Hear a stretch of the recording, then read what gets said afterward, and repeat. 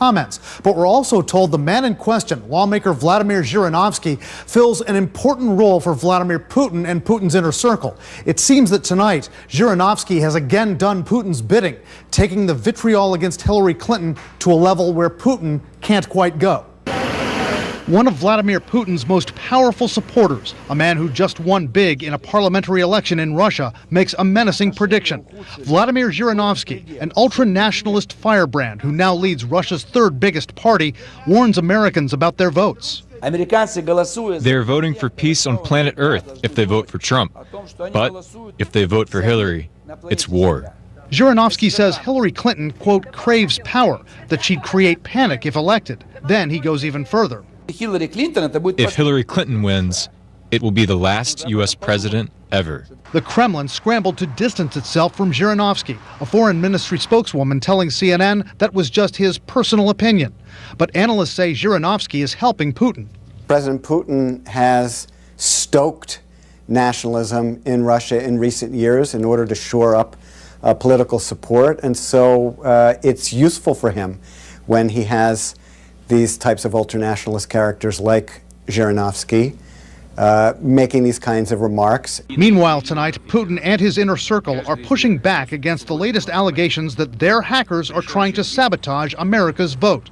CNN has learned investigators believe a cyber attack which exposed voter data in Florida was the work of the Russians.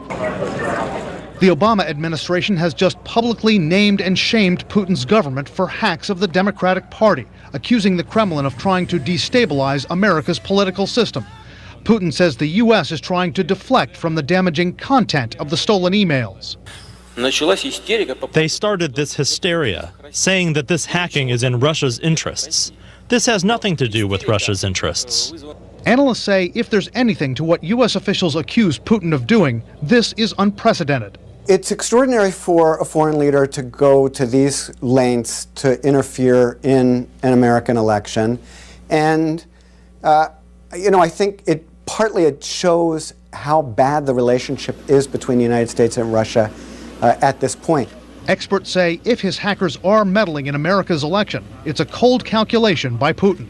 What he wants to show is that whoever it is who becomes the American president after November 8th is as flawed as the next person. Analysts say Putin is also trying to deflect world attention away from political corruption in his own country by trying to portray the American system as being just as bad. And he's trying to hit back for what he believes was America's interference in his last election 4 years ago, an accusation U.S. officials have denied. Wolf? Brian, you're again hearing how Vladimir Putin very likely would benefit from Donald Trump getting elected president of the United States. What are you hearing? It's a growing chorus, Wolf. Every analyst we speak to says Vladimir Putin, first and foremost, he really personally dislikes Hillary Clinton, but they say